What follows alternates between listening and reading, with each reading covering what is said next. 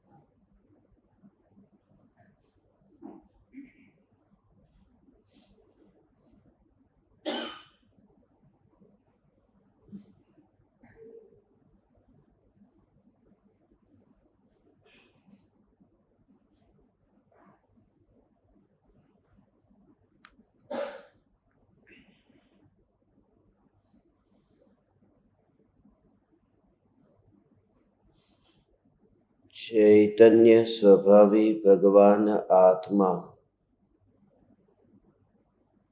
अनादि अनंत शुद्ध चैतन्य मात्र है। ज्ञान मात्र है। मैं शुद्ध चैतन्य मात्र,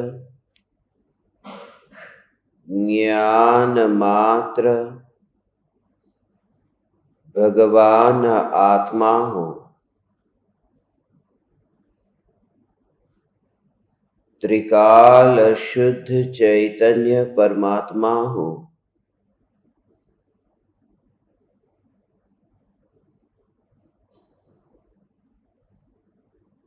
अनंत गुणाधिपति, अनंत गुणों का घनपिंड, चैतन्य प्रकाश का पुंज, तीनों काल में जिसका विस्तार है ऐसा विराट, जिसके एक समय की ज्ञान की अवस्था में लोकालोक सहज ही प्रतिबिंबित होता है, ऐसा जिसका चमत्कार है, फिर भी उस चमत्कार में जो मिलता नहीं, फिर भी जो उस चमत्कार का करता नहीं, ऐसा जो त्रिकाल ध्रुव चैतन्य सत्ता स्वरूप महिमावान भगवान, यही मैं हूं। जहां मैंपना स्थापित हुआ, वहां सर्वस्व समर्पण हुआ। जहां अपनापन है वहां सर्वस्व समर्पण है। देह में अपनापन होने से देह के परमाणुओं के लिए, देह की सुरक्षा के लिए, देह के स्वास्थ्य के लिए सर्वस्व समर्पण है। धन भी समर्पित है, समय भी समर्पित है।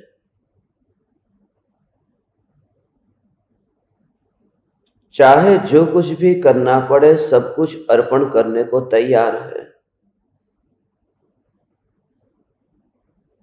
मगर चैतन्य सत्ता जो अनादि अनंत है, इस सत्ता के लिए एक बार भी कोई समर्पण नहीं किया, क्योंकि सत्ता में एकत्व नहीं हुआ कि मैं ये चैतन्य सत्ता स्वरूप भगवान आत्मा हूं। जब त्रिकाल ध्रुव चैतन्य सत्ता में एकत्व होता है, तो फिर ये देह को बचाऊं तो मेरा जीवन रहेगा, ये भ्रम छूट जाता है। उसी समय यह देह स्मशान में अत्यंत दूर होता है। स्वरूप अंतर में अनुभव में आता है, अंतर में ज्ञान का वेदन होता है, मगर वहां लक्ष्य नहीं जाता। ध्यान जाए तो आनंद से वंचित रह जाए। अनुभव होने पर भी वह विकल्प यदि पैदा हो तो खटके।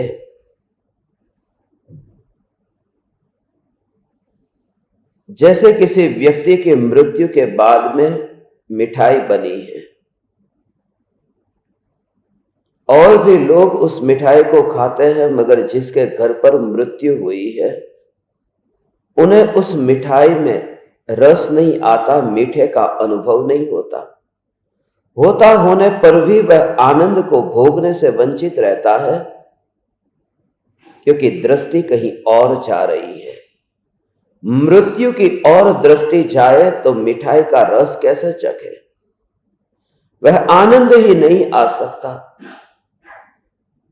इसलिए यह खास जागृति कि परिणाम की मृत्यु है, परिणाम का जन्म है, परिणाम अनित्य है। जब यह ज्ञान का अनुभव हो तब परिणाम की मृत्यु का विकल्प ही न हो, परिणाम मात्र का विकल्प न हो। तब ऐसा ज्ञान आनंद स्वरूप अनुभव में आता है, क्योंकि जहां ज्ञान है वहां आनंद है। जहां ज्ञान की सत्ता है वहां आनंद की सत्ता है। यहां ऐसा नहीं है कि किसी को आंख है तो कान नहीं है, कान है तो आंख नहीं है। हो सकता है। यहां तो ज्ञान है तो आनंद है ही, क्योंकि ज्ञान में आनंद का रूप है और आनंद में ज्ञान का रूप है।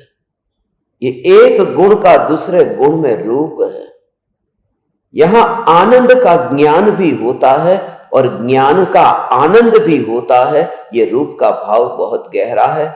इसको पहले समझे फिर अंतर में जाए कि अनंत गुणों का अंतर में जब निर्विकल्प अनुभूति के काल में स्व संवेदन प्रत्यक्ष वेदन होता है, तब है सब गुणों का परिणमन अपने अपने में, मगर अनंत का एक में रूप होता होने से उस निर्विकल्प अनुभूति में ये सर्वथा अलग नहीं हो जाते।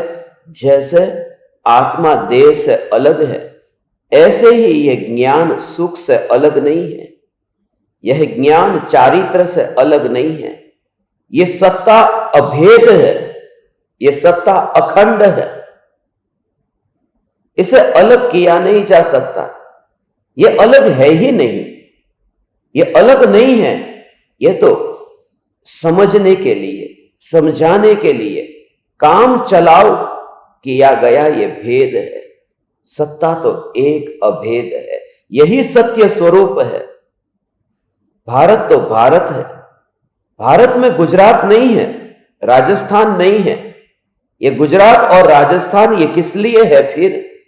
देश की व्यवस्था के लिए, देश को संभालने के लिए, कि पूरे देश को संभालना हो तो मुश्किल हो, इसलिए देश को विभाजित किया है राज्यों में। फिर राज्य को विभाजित किया है जिलों में, जिले को विभाजित किया है तहसील में, तहसील को विभाजित किया है गांव में, गांव को विभाजित किया है मोहल्ले में, मोहल्ले को विभाजित किया है फिर घरों में, घर को भी विभाजित किया है कमरों में। ये मेरा कमरा और ये तुम्हारा कमरा। और कमरे में भी विभाजन किया है कि पति पत्नी कि मैं इस और सोऊंगा तो उस और सोना, उसमें भी विभाजन है। पूरा देश एक अखंड है, मगर गहराई में देखो तो विभाजन जरूरी है व्यवस्था के लिए। मगर जब भारत का किसी परदेश के साथ में कोई युद्ध हो या भारत किसी परदेशी के साथ में खेलता हो, तब यह भेद पैदा न हो कि कौन गुजराती और कौन बिहारी। ऐसा ही तो भेद तीर्थंकरों में भी हमने कर दिया है। इसलिए गुजराती लोग जितनी भी ज्यादा प्रतिष्ठा कराते हैं, पंचकल्याणक प्रतिष्ठा में आजकल नेमिनाथ भगवान के पीछे क्यों पड़े हैं कि नेमिनाथ भगवान गुजराती थे, महावीर भगवान बिहारी थे। भगवान में भी गुजराती और बिहारी। यहां कहते हैं कि अंतर में, यहां ज्ञान सुख, उसमें भी भेद दिखाई नहीं देता। ये अभेद एक सत्ता है, एक सत्ता है। वहां पर स्पर्शना जो होती है, एक स्पर्शना, वहां ऐसी स्पर्शना हुई। गुजरात की धरती पर पैर है और ये माना कि मैं भारत में हूं। यहां ज्ञान का अनुभव होता है और यह स्वीकार होता है कि मैं त्रिकाल ध्रुव चैतन्य परमात्मा हूं। एक कदम भी आगे नहीं बढ़ा, गुजरात से कहीं जाना नहीं पड़ा, इधर ही खड़ा था। सिर्फ गुजरात में उसने राग न किया, द्वेष न किया, यहां तक कि विकल्प भी न हुआ कि यह गुजरात, बस मैं भारत हूं, मैं भारतीय हूं, मैं भारत में हूं। ये भूमि भारत की पवित्र भूमि है। यही जागृति की अनुभव होता है ज्ञान का, क्योंकि ये शक्ति जो है, ये जानने की, ये वेदन की, ये शक्ति ज्ञान के अलावा किसी में नहीं है, ये ज्ञान में है। इसलिए तो ज्ञान से स्व को भी जानते हैं, पर को भी जानते हैं। ये ज्ञान से ज्ञान का निर्णय भी होता है, ज्ञान से ज्ञेय का निर्णय भी होता है, ज्ञान से आत्मा का निर्णय भी होता है, अनात्मा का निर्णय भी होता है, ज्ञान से मोक्ष का निर्णय भी होता है और निगोध का निर्णय भी होता है। ये ज्ञान से लोक का निर्णय भी होता है, अलोक का निर्णय भी होता है। यही तो वजह है कि हम कहते हैं केवली भगवान लोकालोक को जानते हैं। ज्ञान से ही तो जानते हैं लोक को और अलोक को, अनंत को जानने वाला यह ज्ञान है। और जान करके भी चुप रहता है, बोलता कुछ भी नहीं है। बोलना माने वाणी का नहीं, विकल्पों का।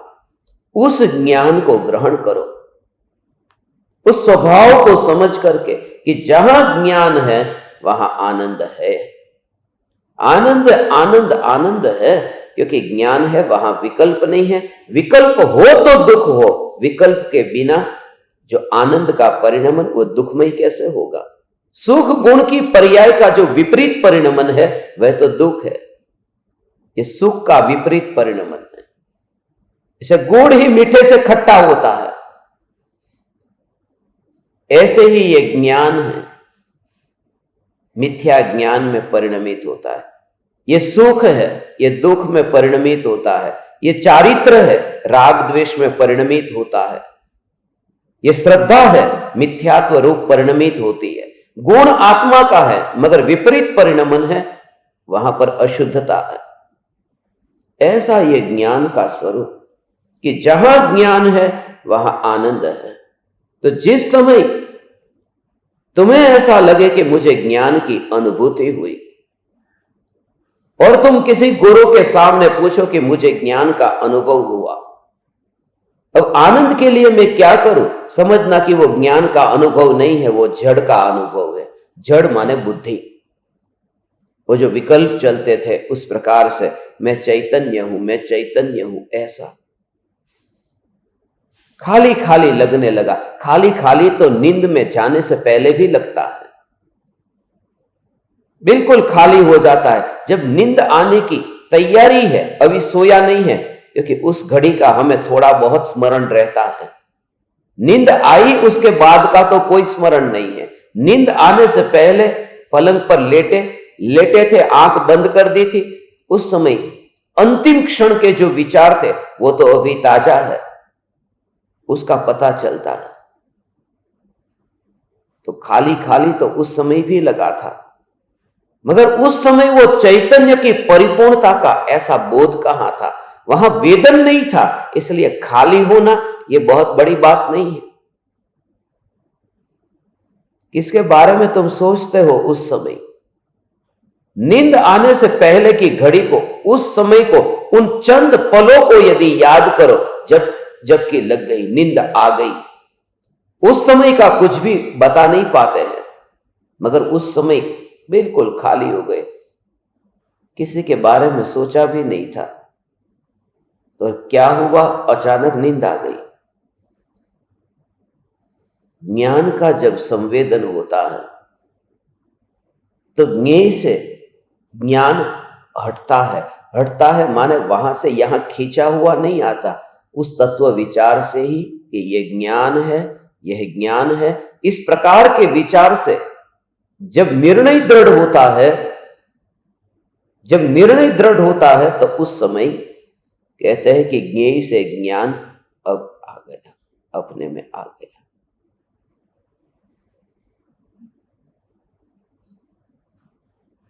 ये सिमट गया ज्ञान, अपने में ही ऐसा ढल गया,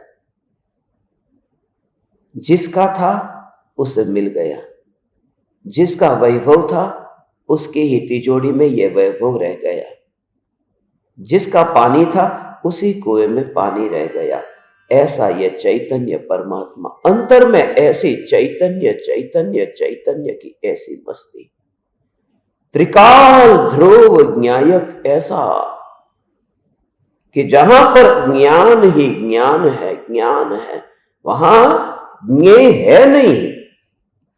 वह स्वीकार, वो ज्ञान का अभेद उस रूप परिणमन हुआ कि यही ज्ञान देह और इंद्रिय के परमाणु विकल वह नहीं, वो ज्ञान में ही आनंद का वेदन होता है, क्योंकि ज्ञान निराकुल है और निराकुलता का वेदन ही तो आनंद का वेदन है। इसलिए ये दोनों एक साथ में है। जहां ज्ञान है वहां आनंद है, ऐसा है। जहां ज्ञान है वहां आनंद है। इसलिए ये दो बात खास कही। इस जगत में जितने भी जीव है वे सभी जीव श्रद्धा नहीं चाहते, चारित्र नहीं चाहते, ज्ञान नहीं चाहते। सभी जीव चाहते हैं एक ही सुख को चाहते हैं। ये गुण ऐसा है, ये ज्ञान और आनंद के बीच में ये कनेक्शन है। ज्ञान में वेदन होता है, वह वेदन किसी भी गुण में नहीं होता, और सुख का लक्ष्य होता है, वह किसी भी गुण का लक्ष्य नहीं होता, एक सुख का। इसलिए कहा कि जे त्रिभुवन में जीव अनंत, सुख चाहे दुखते भयवन, ज्ञान चाहे अज्ञानते भयवन नहीं कहा, वितरागता चाहे रागते भयवन नहीं कहा, सम्यक दर्शन चाहे मिथ्या दर्शन ते भयवन नहीं कहा, सुख चाहे दुख ते भयवन। ये सुख, प्रत्येक जीव सुख को चाहता है और प्रत्येक जीव ज्ञान का अनुभव करता है। इसलिए ज्ञान और आनंद ये दोनों को अविनाभावी कह के समझाया। इसीलिए तो ये कहते हैं मैं ज्ञानानंद स्वभावी हूं, और भी तो स्वभाव है, ये ज्ञान आनंद क्यों? इसलिए तो कहा जिज्ञासु, जीव का ज्ञान और सुख। इसलिए तो कहा सच्चिदानंद, सत चित माने ज्ञान, आनंद माने आनंद, सत चित आनंद। सत्ता तो अनंत गुणों का घनपिंड है, उनमें दो मुख्य है, चित और आनंद, ज्ञान और आनंद। ये ज्ञान और आनंद ये दो मुख्य है। ज्ञान से आनंद को भोगता है, ऐसे ही ये ज्ञान से आनंद को भोगता है। ज्ञान का ज्ञान में वेदन हुआ, थोड़ा उपयोग को अब सूक्ष्म करना भगवान। ये जो निर्विकल्प अनुभूति में ज्ञान ज्ञान ज्ञान ज्ञान ज्ञान ज्ञान, ऐसा कुछ समय की अनुभूति है, मगर कुछ समय की अनुभूति होने पर भी तुम इसे प्रयोग करो कि कुछ समय की अनुभूति होने पर भी ज्ञान की ऐसी धारा है, जानना जानना जानना जानना जानना जानना, ऐसा ये ज्ञान की सहजता, ये ज्ञान का सहज सहज सहज सहज सहज जानना जानना जानना जानना जानना जानना, और उसमें आनंद को भोगता है। भोगा है आनंद किसका? वेदन हुआ, वो जो अनुभव हुआ है, अनुभव का आनंद भोगता है। आनंद क्या काम करता है? भोगने का। जो अनुभव हुआ है, और हुआ माने क्या? पाया नहीं, सिर्फ वेदन हुआ, सिर्फ दृष्टि में आ गया, उसने पहचान लिया। मुट्ठी में ही रत्न था और जो खोज होती थी, दौड़ भाग दौड़ ये होती थी। और फिर जैसे ही मुट्ठी में देखा तो देखा, ऐसे ही ज्ञान को यहां पर ही देख लिया कि यही मैं ज्ञान स्वरूप भगवान आत्मा। उस समय आनंद आया, मैं ज्ञान स्वरूप भगवान आत्मा की आनंद आया। तो ज्ञान जो है, ज्ञान स्वरूप भगवान आत्मा, तो आनंद आया। और वो जो आनंद आया उसका फिर ज्ञान में जानना हुआ।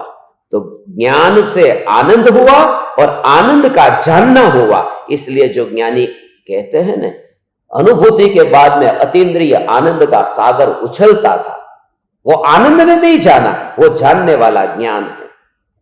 तो ज्ञान का तो होता है आनंद और आनंद का होता है ज्ञान अनुभूति के काल में, ऐसा। और दोनों एक दूसरे का कार्य न करते हुए अपना ही कार्य करते हैं।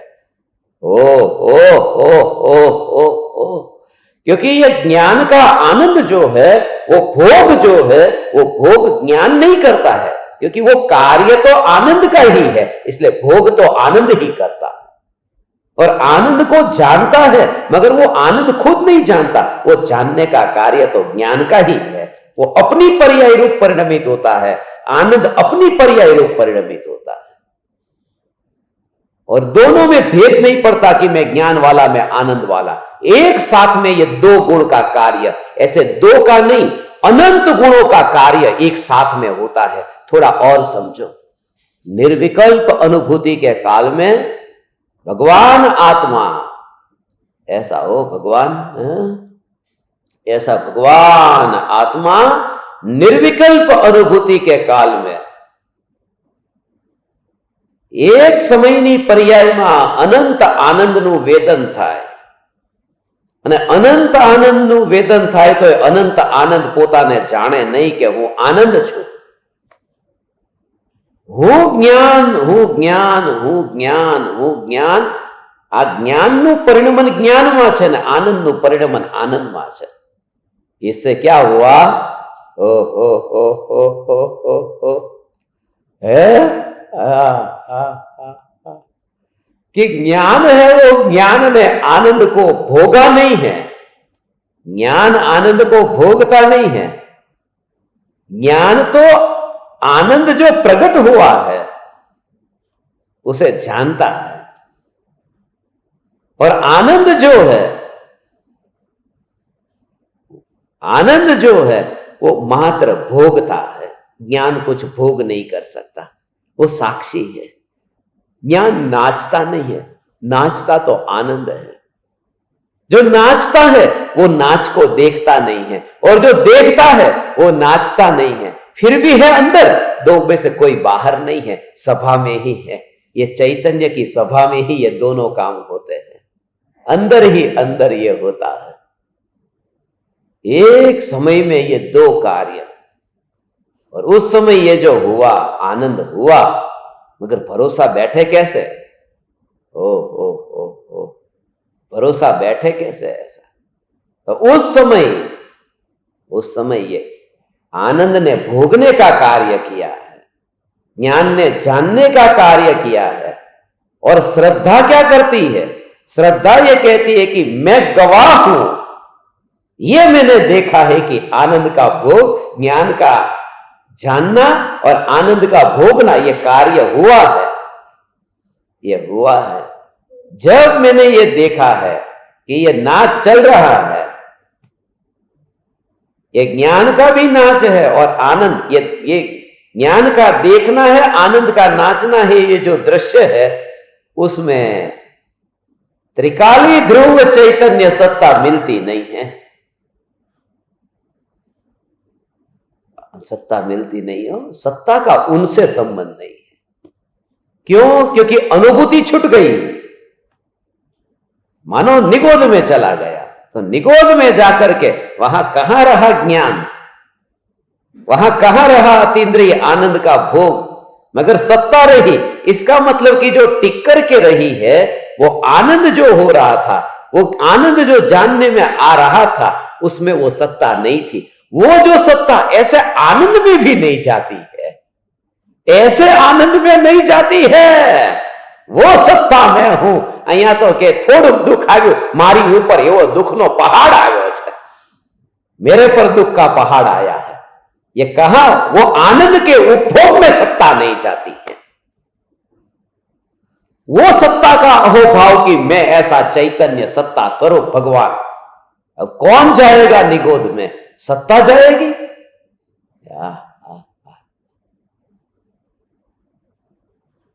આમ એક ઘાએ બે ટુકડા કરી નાખે સિદ્ધાર્થ।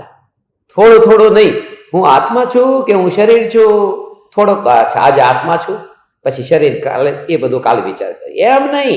અહીંયા તો આત્મા ને શરીર બેની વચ્ચે આમ ટુકડા કરી તરત જ।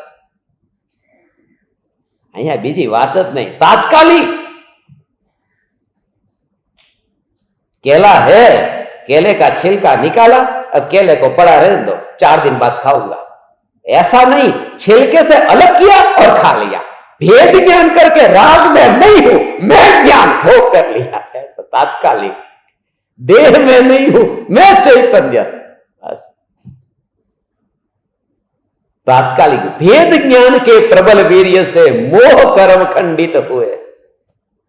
मोह का कर्म मतलब खंडित हो जाता है।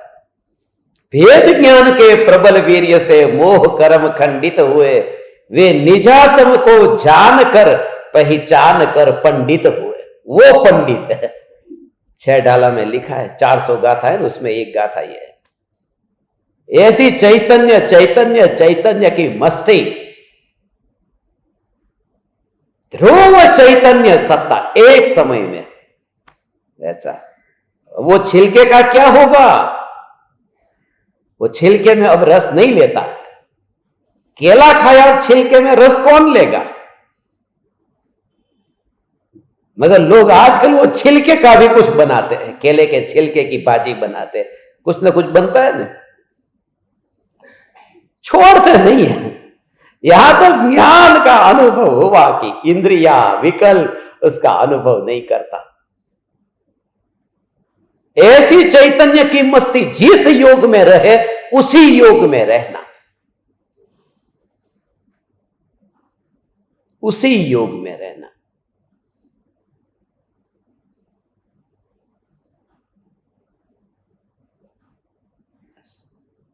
ये चैतन्य का सत्संग है, ये सत्संग है। ज्ञान और आनंद ऐसा अंतर में एक समय में यह कार्य हुआ। ज्ञान ज्ञान का कार्य करता है, श्रद्धा श्रद्धा का कार्य करती है। सभी का डिपार्टमेंट अलग अलग है ना, सभी का अलग अलग डिपार्टमेंट है। लैपटॉप लाने का काम यहां पर किसका है? उसका डिपार्टमेंट अलग है। रोटी लाने का काम किसका है? वो डिपार्टमेंट अलग है।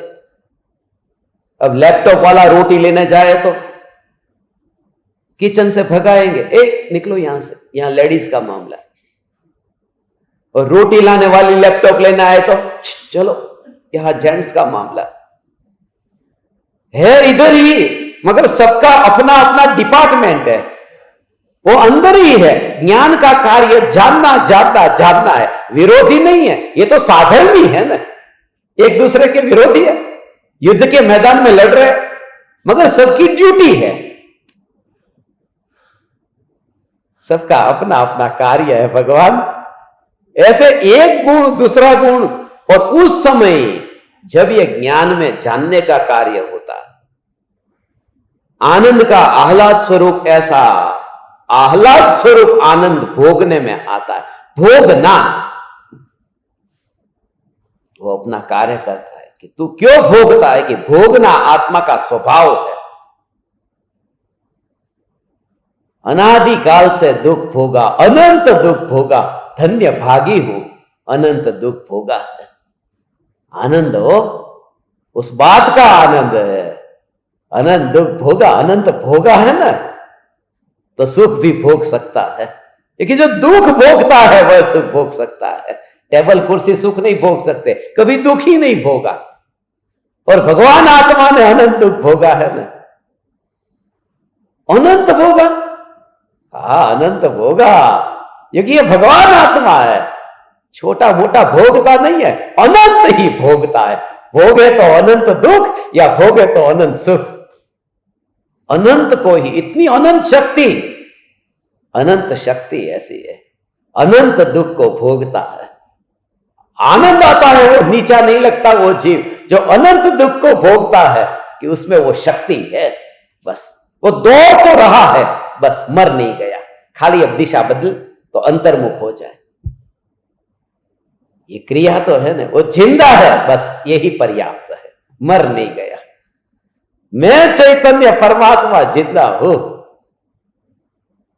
अनंत गुणों की पर्याय का अभेद होकर एक साथ में परिणमन होता है। ज्ञान ज्ञान का कार्य करता है, श्रद्धा मोहर लगाती है। श्रद्धा जानती भी नहीं है कि ज्ञान ने क्या किया। आनंद जानता नहीं है ये आनंद क्या है। आनंद ये है, ये मोहर लगाने वाली श्रद्धा है। ज्ञान ये है, इसे मोहर लगाने वाली श्रद्धा है। और जो श्रद्धा हुई ना, कि ये श्रद्धा हुई, कैसी श्रद्धा हुई कि ये ज्ञान स्वरूप में हूं, ऐसी श्रद्धा हुई। वो कार्य किसका है? श्रद्धा का। मगर श्रद्धा का भी, श्रद्धा हुई, ये पता किसे चला? वो फिर ज्ञान को चला। ज्ञान जानता है, श्रद्धा को भी जानता है, आनंद को भी जानता है।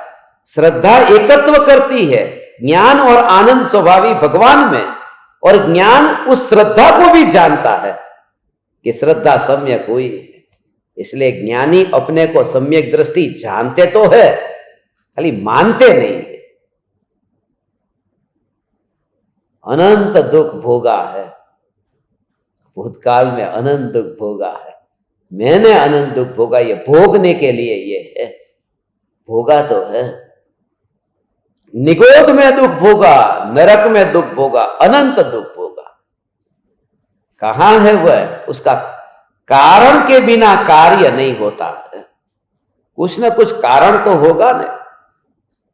यहां सब अलग अलग जगह पर क्यों है? उसका कुछ कारण तो होगा ना। ऐसा सभी के चेहरे अलग अलग क्यों है?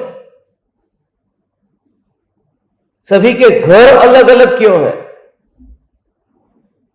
ये ऐसे ही थोड़ी हो गया, कुछ तो कारण होगा ना। सबके पति पत्नी परिवारजन मित्र शत्रु, ये सभी का एक अलग अलग जो जगत है, वो क्यों है? उसके पीछे कारण है। उस कारण का नाम ही तो कर्म का उदय है, कि सभी का उदय अलग अलग है। मुख्य कारण यह है।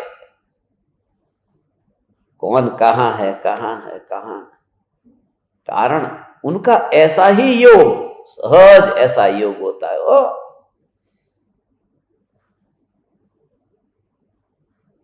जंगल में जाए तो उन जानवरों के साथ में ही योग हो जाए, उन पक्षियों के साथ में योग हो जाए। अब जटायु का क्या लेना देना था राम के साथ में, मगर योग हो ही गया कि अगले भव तक भी वो बोध देने जब तक देव होकर के नहीं आता, ये रहा ना उसके साथ में ऋणानुबंध। ये प्रकृति की व्यवस्था यहां पर यह है कि जहां कार्य हो रहा है, कोई ना कोई कारण है। ये मुलाकात, ये पहले बार की मुलाकात नहीं है। ये पहले बहुत बार मिल चुके हैं, अभी थोड़ा बहुत चुकाने का बाकी है, चुकाने के लिए मिले हैं, बस खत्म। ऐसा चैतन्य चैतन्य चैतन्य।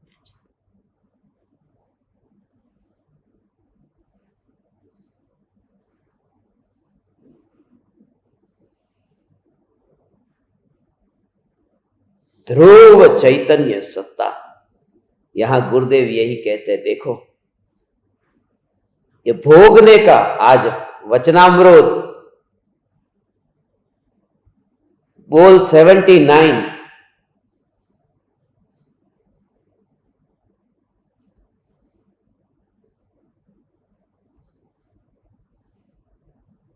देव मनुष्य तिर्यंच और नरक, ये चारों गतियां सदा ही है, जीवों के परिणाम का फल है, कल्पित नहीं है।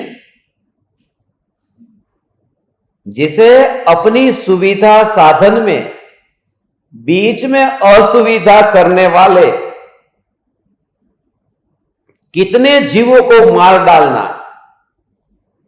तथा कितने काल तक ऐसी क्रूरता करना, उसकी कोई सीमा नहीं है।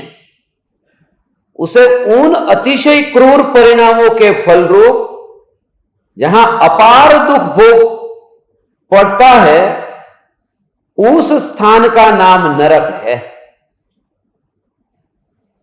कृपालु देव ने भी कहा ने, ते ते भोग्य विशेषण। ये जो कर्म किए हैं, वो कर्म किए उसको भोगने का स्थान है। कर्म है, भाव है, कर्म है, तो उसे भोगने का स्थान भी है। चारों गतियां है, देव, मनुष्य, तिर्यंच और नरक। 7 नरक है। कृपालु देव कहते वो है। 16 स्वर्ग है। ये ज्ञानियों ने आगम में बताए हैं, तो वो है। गुरुदेव यहां पर आगे जो कहते हैं ना, वही ये कल्पित नहीं है। जिसे अपनी सुविधा साधन में, ऐसा दुनिया में होता है ना, बीच में कोई आया उसकी हत्या कर देते। ये आतंकवादी लोग, कोई ना कोई बीच में आया तो हत्या कर देते। किसी की हत्या करते हुए कोई देख भी ले तो उसकी भी हत्या कर देते।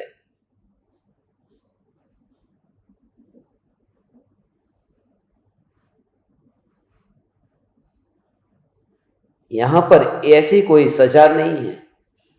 इसलिए तो मुनिराज पर उपसर्ग करना, ऐसा जो पाप का भाव, उसका फल मिले, ऐसी कोई जगह ही यहां पर नहीं है। इतना कर्म बंधा कि नरक में गया, उससे वो 7वें नरक का बंध। ऐसा हो, ये सब एक जाति के हैं। मुनि पर उपसर्ग करना, ये 7वें नरक, या फिर 6 खंड का परिग्रह इकट्ठा करना, ये 7वें नरक का, ये सबसे निकृष्ट ऐसा भाव है।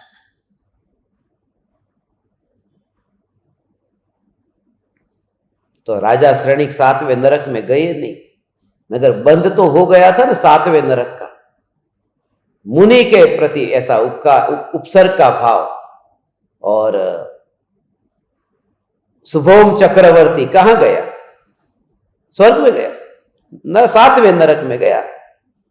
नमोकार महामंत्र पर, ऐसे पानी पर नवकार मंत्र लिखा है, उसके ऊपर पैर रखा, कागज के ऊपर भी नहीं, पानी पर नवकार मंत्र रख करके उस नवकार मंत्र का अपमान किया। वहां तो नवकार मंत्र था ही नहीं, मगर अंदर में जो अनादर की भावना जो थी वो सच्ची थी। नवकार मंत्र सच्चा नहीं लिखा था, मगर विकार जो था वो विकार सच्चा था। वो आटे के मुर्गे जैसा हो गया। पानी पर नवकार मंत्र लिखा। इसलिए जब कोई नहीं हो और कल्पना से तो लगे कि अरे किसी को मैंने भोगा कहां। कृपालु देव ने जो कहा ना, एक आदमी कहता वो निर्दोष सुख, निर्दोष आनंद, बोले गमे त्याथी लियो, कहीं से भी लो, निर्दोष होना चाहिए।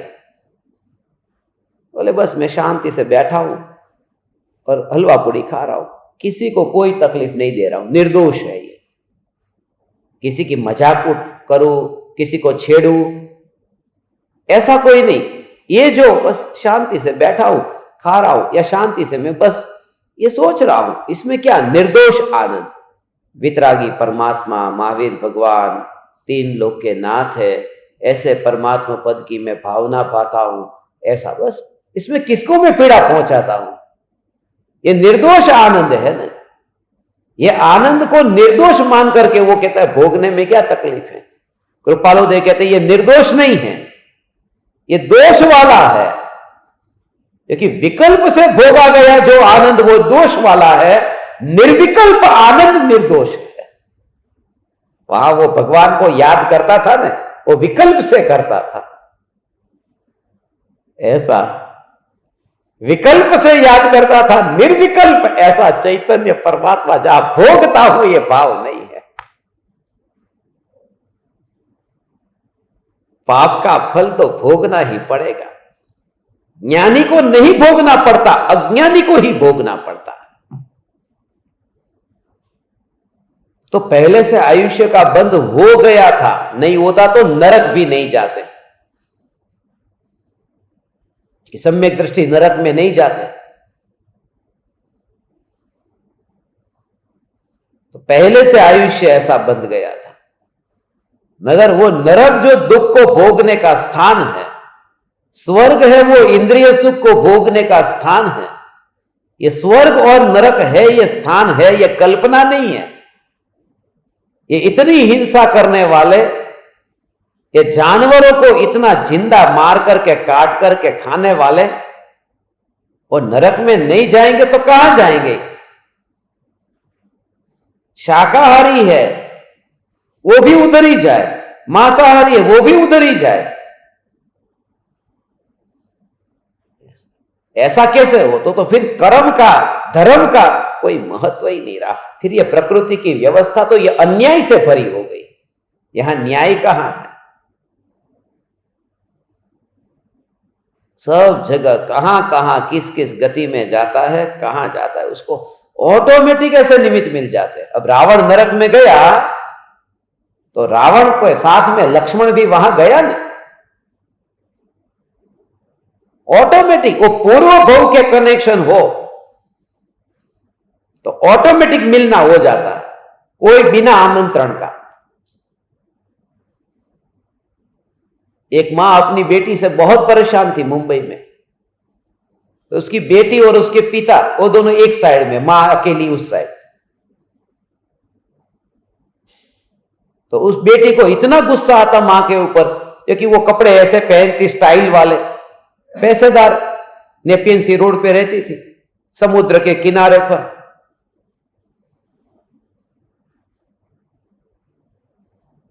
तो मां मना करती तो गुस्सा आता, और इतना कभी कभी गुस्सा करती, ज्यादा बोलेगी तो फेंक दूंगी नीचे बिल्डिंग में से। तो उसकी मम्मी उसके हस्बैंड को बोलती, इसको समझाओ आप। तो वो बोलता, बेटा अभी मैं ऑफिस जा रहा हूं, जल्दी में हूं, जब वापिस आऊंगा तब साथ में मिलके फेंक देंगे, बाय। ऐसा कहेगा। क्लास चलता था उस समय ये ड्रामा मुफ्त में देखने को मिलता था, ऊपर से पैसा भी मिलता था।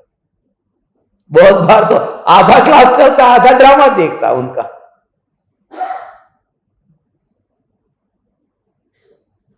उनकी मम्मी फिर कहती कि इनको देखो, मेरी बेटी ये बुलाई, आया तो લોકમાં એમ કે બોલો કંકોત્રી લખવી પડે ને, પત્રિકા લખવી પડે, કયા નામે લખવી કંકોત્રી? હરી તારા નામ છે હજાર, કયા નામે લખવી કંકોત્રી?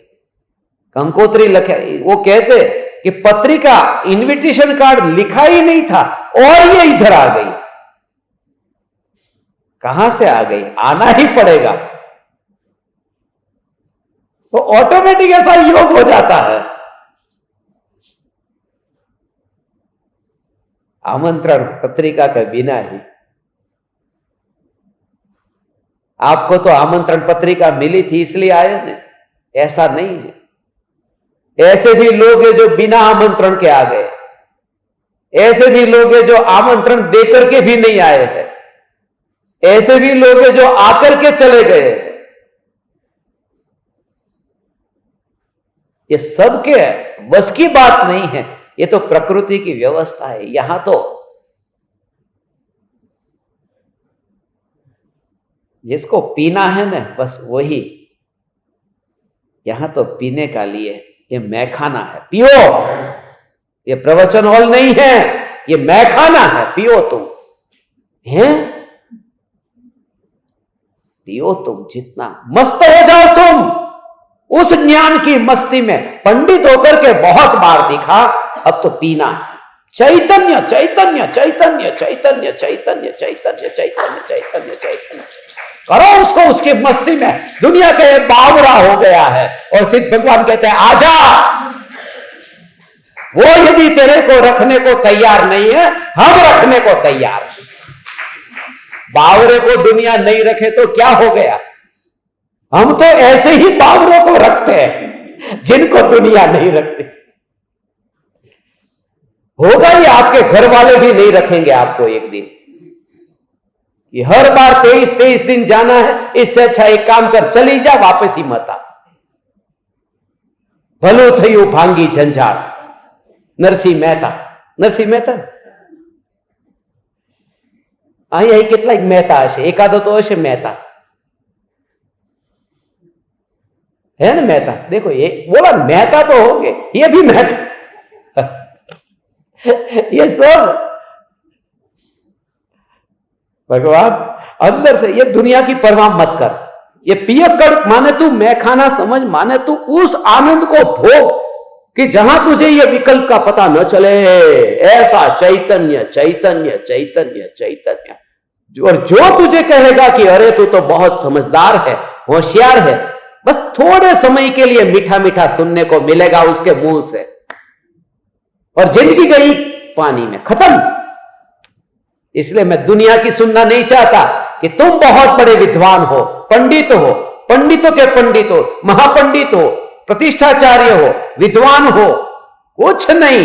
चैतन्य चैतन्य चैतन्य चैतन्य, ऐसी मस्ती, और वो मौन मस्ती अंदर में। ये तो बोल करके होता है, इससे भी भीतर जो अंदर में मौन है, बस वो सिद्ध परमात्मा की ओर वो खींच के ले जाती है। वो मस्ती, वो उड़ान भरती है। ये रनवे पर हम आ गए, हमारी उड़ान होगी, अभी विमान ऊपर की ओर जाएगा। कैसी भी प्रतिकूलता हो, चिंता मत करना।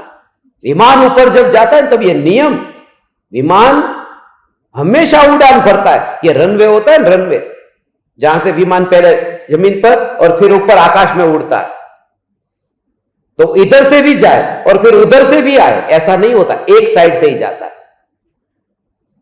तो थोड़े दिन इधर से चलाओ, थोड़े दिन उधर से चलाओ, कभी कभी जैसे मोड़, मगर ऐसा नहीं होता। वो विमान जिस दिशा की ओर जाता है, नियम है कि पवन, हवा जिस दिशा से आएगी उससे उल्टी दिशा से विमान ऊपर जाता है। हवा जो चलती है उससे, यदि उधर से हवा इधर आती है तो विमान हवा की साइड में जाएगा, उल्टी दी हवा की साइड। आ जा तू मेरे सामने चल। माने विरोध जहां होता है, प्रतिकूलता में उड़ान भरी जाती है। डरते काहे को? प्रतिकूलता में कितनी भी परिस्थिति ऐसी हो, यानी तो ये सा चैतन्य चैतन्य अंदर में हो,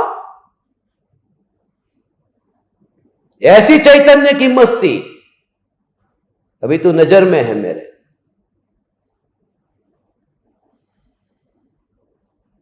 बर्थडे है तो क्या हो गया?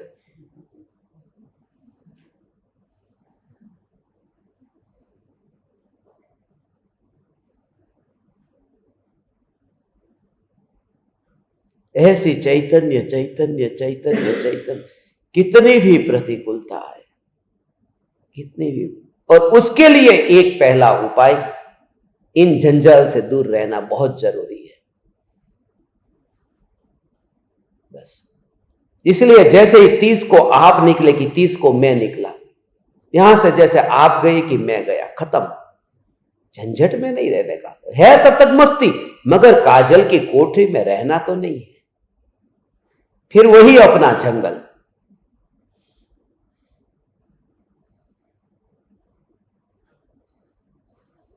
उस स्थिति में गए बिना नहीं होगा। अभी बहुत जरूरी है, गुरुदेव कहते हैं बहुत जरूरी है, कृपालु देव कहते हैं, उस मस्ती के लिए एक बार वो अनुभव तो हो। इतने जीवों की हिंसा होती है ऐसे जंगल में, जानवरों के पास में। अब कौन सा शेर आकर के पास में बैठेगा, कौन सा कुत्ता, कौन सी बिल्ली, ये ऑटोमेटिक है। ये प्रकृति की ये व्यवस्था है, ये व्यवस्था।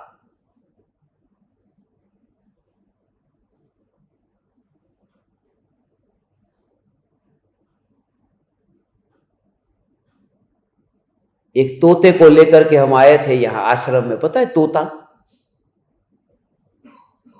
क्या नाम था उसका? मिट्ठू नाम था उसका। वो इन्होंने मिट्ठू नाम रखा था नहीं। अब वो था किसी के घर में पिंजड़े में, राजकोट में था पिंजड़े में, और वो भी किसी के नौकरानी के घर में पिंजड़े में था।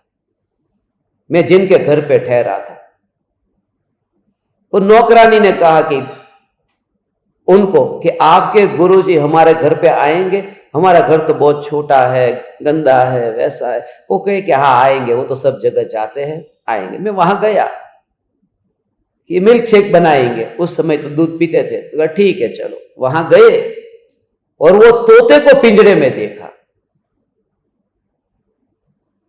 और मेरे अंदर में ऐसा लगा कि तोते को पिंजड़े में देखा, उनके बेटे को 6 महीने के भीतर जेल के अंदर जाना है। मैंने उनको बोला कि ये तोता है, जल्दी से जल्दी, जब तक मैं यहां हूं डिसीजन ले लो इसको पिंजड़े में से।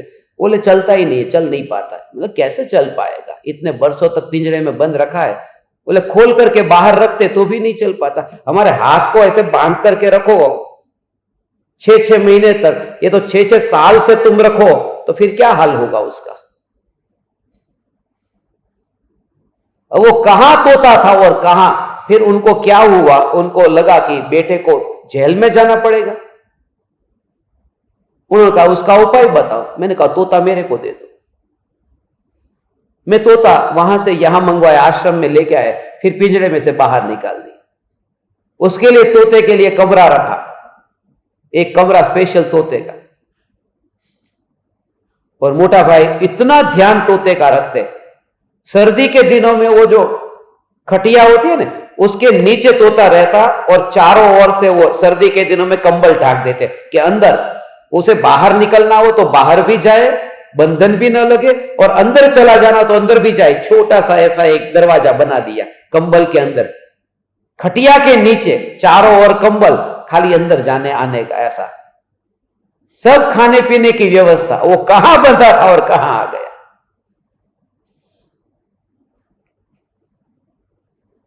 और मोटा भाई अपने कंधे पर ही लेकर के जा रहे थे, घूमने गए थे तो साथ में लेके गए पास के गांव में, और बिल्ली ने कंधे से सीधा पकड़ा और लेके चले गए। कितने महीनों तक वो रहा यहां,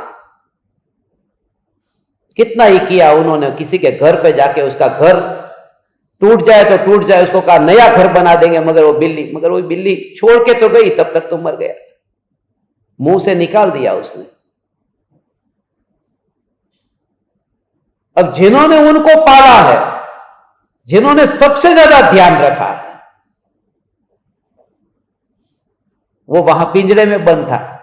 सब मुझे कहने लगे यहां लाए ही क्यों। मगर कौन रोक सकता है जिनके साथ में उनकी लेन देन हो, और उनकी सबसे ज्यादा लेन देन मोटा भाई के साथ में ही थी। वो तो आपको पता है ना, मोटा भाई जैसा करते ऐसा कोई नहीं कर सकता। सेवा का काम तो हमारे घर में, और कोई घर में क्या गांव में कोई नहीं कर सकता।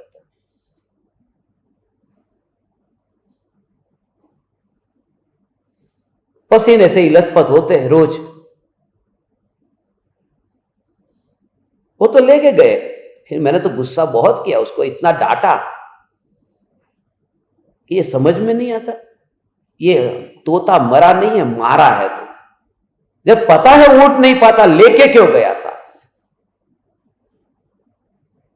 ये खिलौना थोड़ी है, ये कोई 3 लोक का नाथ परमात्मा, ये जिंदा जागता, उसे यहां पर क्यों लाया था?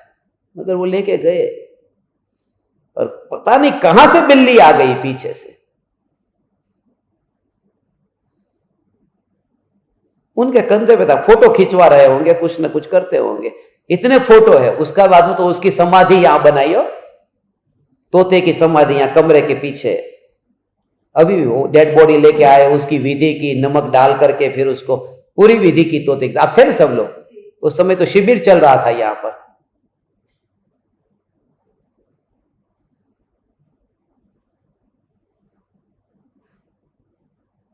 कितनी साल का, 8 साल का कुछ होगा, 8-10 साल का वो तोता। 6 साल कुछ वहां था, उससे पहले कहा रहा वो पता नहीं, मगर वो 10 साल के अंदर तो खत्म हो गए। उनको बोला 10 साल में तोते को मार डाला, तोता 10 साल में। 10 साल तोता जीता है, तोता जीता है 10 साल। मनुष्य, ये सबसे ज्यादा आयुष्य पक्षियों में तोते का होता है।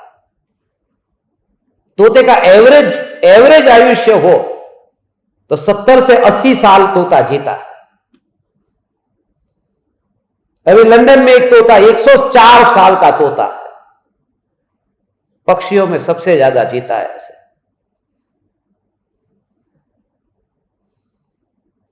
अब मिट्ठू कहां गया? मिट्ठू कोई न कोई रूप में, उसके साथ में ऋणानुबंध थे तो वो तोते के रूप में भी इधर आ गया।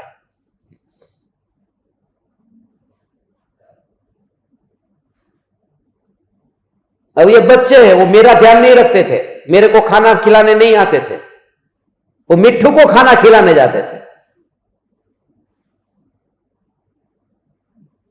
क्योंकि जिस जीव के साथ ऋणानुबंध होगा उधर ही जाएगा वो।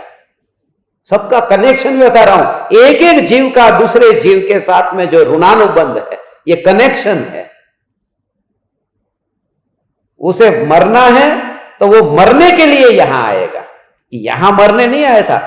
वो चौगट गांव गया था, वो मरने गया था, क्योंकि उसका आत्मा वहां से ऊपर जाकर के फिर अगले जन्म में जाने वाला है। उस आत्मा का उस प्रकार से ही परिणमन भी उस प्रकार से ही ऐसा होता है, उसी प्रकार से उसका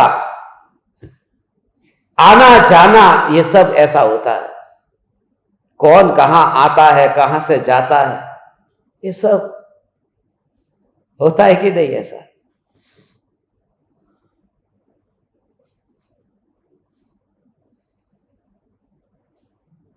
किसी को चाटा मारना है, ऐसा जोर से चाटा मारने गए कि वो हट गया और पास में दूसरा खड़ा था, उसे लग गया।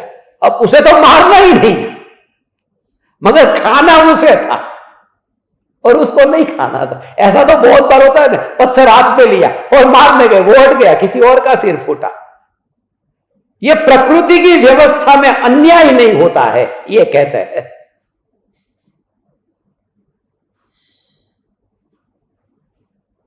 ये 11-23 तो हो गई, 11-23 तेरा तो जन्मदिन मनाना था 23/11 का, 11-23 को ये जन्मदिन, कि ये कहां से यहां आ गई, कहां से आ गई माने?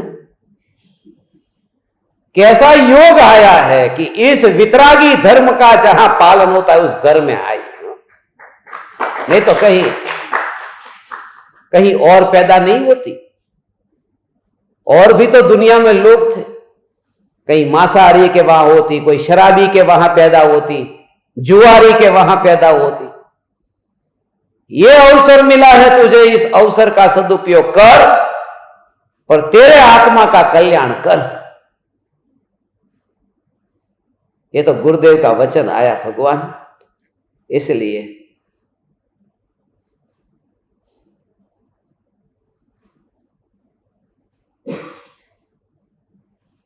सब तेरे को विश कर रहे, हैप्पी बर्थडे। विश तो तब किया मानो जब लाइक करो, अभी लाइक कुछ हुआ नहीं है, वीडियो को लाइक करो। रोज ये करके उसके दिमाग में डाल रहा हूं, और जब तक एक आध लाइक भी बढ़ेगी नहीं, यहां पर तो चलो ऐसे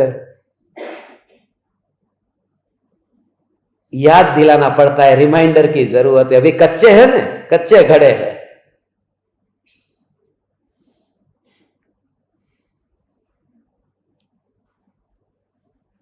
तेरे आत्मा का अविनाशी कल्याण हो। ये जो जहां जहां पर जन्म होता है, गुरुदेव ये कहते हैं भगवान कि ये जो फल मिला है कोई पूर्व कर्म के, कर्म का फल है,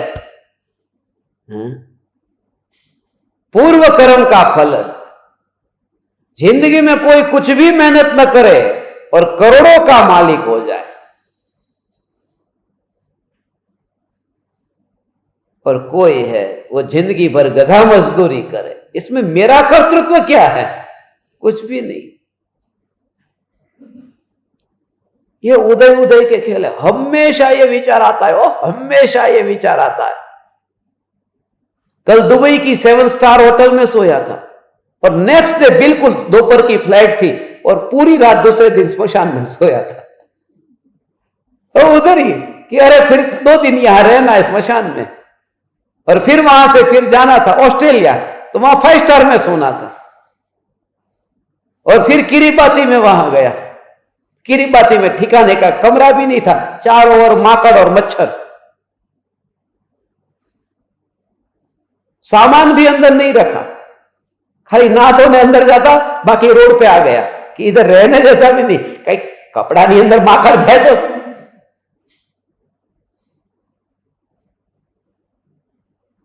कि અમારા દેશમાં આવી જ હોટલ છે, રેવું હોય તો રહ્યો, કમ સે કમ ચલો નાવા ધોવા તો મળે છે, લઈ લીધી। દરિયામાં જઈને નાવું એ નહીં કરતા, કારણ કે દરિયા કિનારે દરિયાનું ટાપુ છે ને, એટલે हर बार ये जागृति कि यहां 7 स्टार है, 5 स्टार है, स्मशान है, गजपंथा है, कुछ भी अंदर में जागृति की ज्ञान सदा जागृत है ना, जो बस इस ज्ञान के बाहर ये भोगने जो नहीं जाता है। ज्ञान तो आनंद को भोगने नहीं जाता, तो कर्म के उदय को भोगने कैसे जाएगा? उदय को भोगने जाए वो ज्ञान नहीं, उदय के अभाव को भोगने नहीं जाता, वह तो मात्र जानता है, जानता है, जानता है। ऐसा चैतन्य चैतन्य चैतन्य भगवान आत्मा में, ऐसा भगवान, ऐसी मस्ती हो। ओ।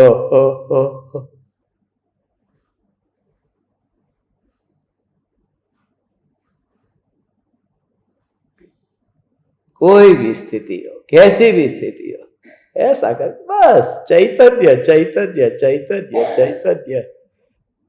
लाखों खून करने वाले को लाख बार फांसी मिले, ऐसा तो इस लोक में नहीं होता। कोई एक मर्डर करे, अब कसाब ने इतने लोगों को मारा तो उसको फांसी कितनी मिली? एक ही मिलेगी।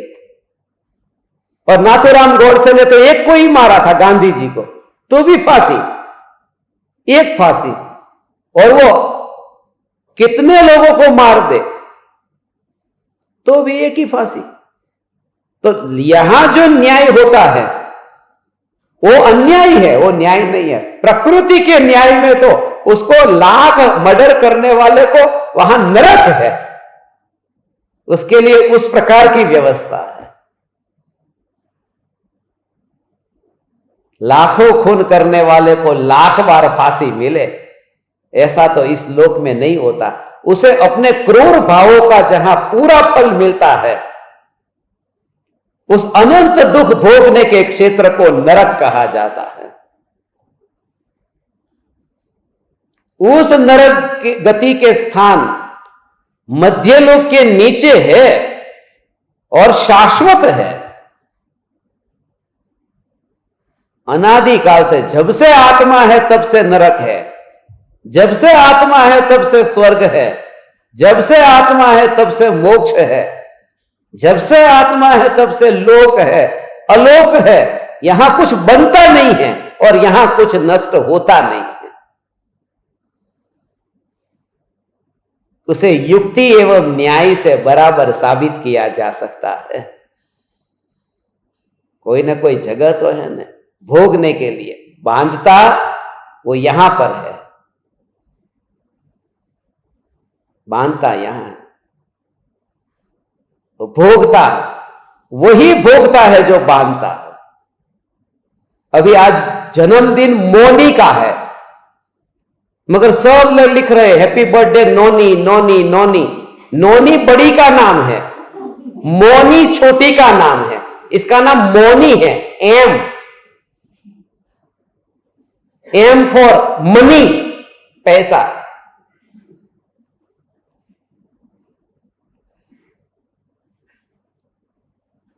अब कोई मुफ्त में भोग रहा है हैप्पी बर्थडे, जिसने कुछ किया ही नहीं, जन्म नहीं हुआ है, मगर हैप्पी बर्थडे भोग रहा है। प्रकृति की व्यवस्था भगवान ऐसी है कि हर एक जीव को अपनी अपनी योग्यता अनुसार कर्म के फल मिलते हैं।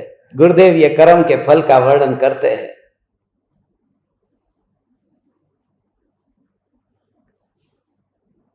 18 पाप है ना, 18 पाप स्थानक, 18 दोष। आज 18 तारीख है ना, ये जन्म मरण का ही दिन है। हो 18 माने जन्म मरण। एक श्वास में 8-10 बार, 18 बार जन्म मरण किया निकोद के अंदर, आलू के अंदर। बिल्कुल छोटे छोटे जीव होते, बिल्कुल छोटे। एक सुई की नोक में अनंत अनंत, असंख्य नहीं, अनंत जीव होते। एक सुई की नोक जितने आलू के टुकड़े में, और इतने अनंत के आज तक जितने सिद्ध भगवान हुए उनसे अनंत गुने जीव उतने भाग में। और जन्म मरण, जन्म मरण, जन्म मरण, जन्म मरण, ये भोगते ही भोगते ही भोगते ही भोगते ही रहते। उसमें से हम बाहर निकले। जरा विचार करो, बाहर निकल करके ये भव का अभाव करने का उत्तम योग मिला। धन्य भागी मानो कि बस कोई कोई कोई पाप नहीं है। इतना तो महापुण्य का उदय आया, अब शिकायत नहीं है, कोई कंप्लेन बॉक्स नहीं है। हम रखते ही नहीं यहां कंप्लेन बॉक्स। कहीं ना कहीं होता है ना कोई शिकायत पेटी, शिकायत है ही नहीं यहां। तो शुक्राना है, शुक्राना। बस 2 बात खास साधर्मी का यह लक्षण है, शुक्राना और मुस्कुराना। मुझे बाबा रामदेव कहते थे 2 काम करो बस, खाली शुक्राना, मुस्कुराना, सब चलेगा।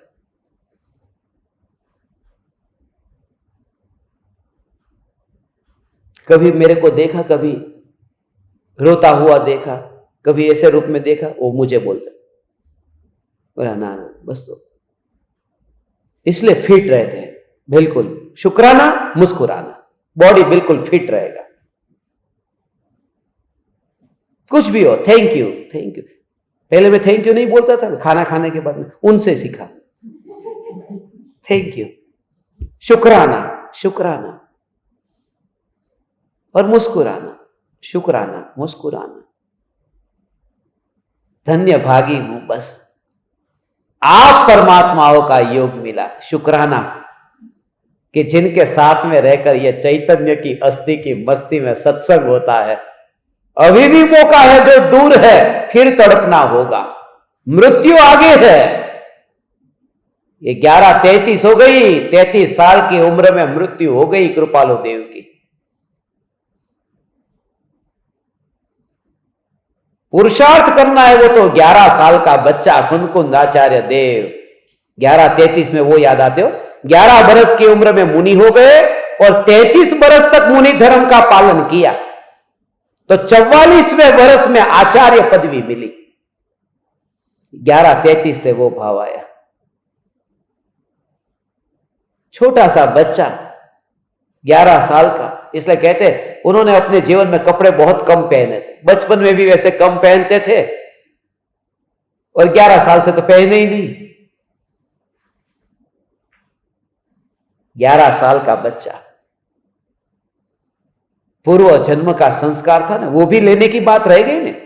आचार्य कुंदकुंद देव तो रह गए, ये तो ग्वाला के बेटे, वो घटना तो असल घटना थी। आपको वो स्टोरी याद क्यों नहीं आई है? लिखिए, क्या हुआ? अभी बता दूं? हाँ बता दूंगा, छोड़ूंगा नहीं। ऐसे छोड़ देता था तो सत्संग कब का पूरा हो जाता, 11:23 को।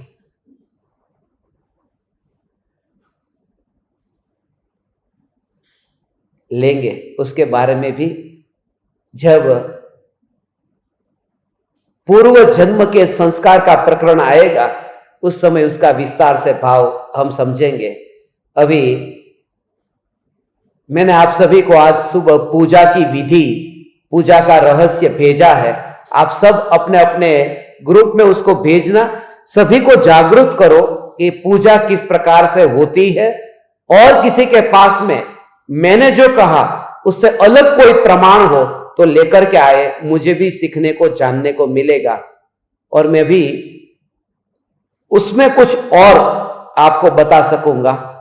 आप समस्त परमात्माओं को प्रणाम करता हूं, मेरे प्रणाम स्वीकार करो।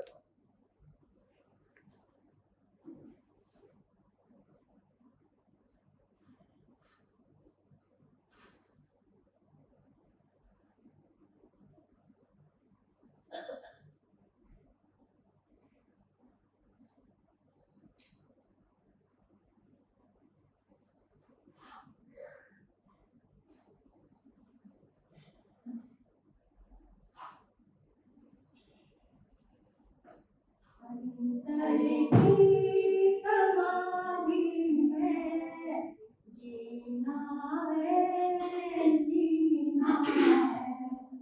गुरुवाणी के अमृत को पीना है, पीना है। नन्हा सा है दीप हरे, अंधकार को दूर करे।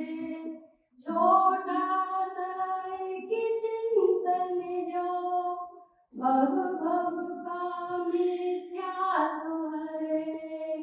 अंतर की समाधि में जीना है, जीना है। गुरुवाणी के अमृत को पीना है, पीना है। आओ आओ श्री सद्गुरु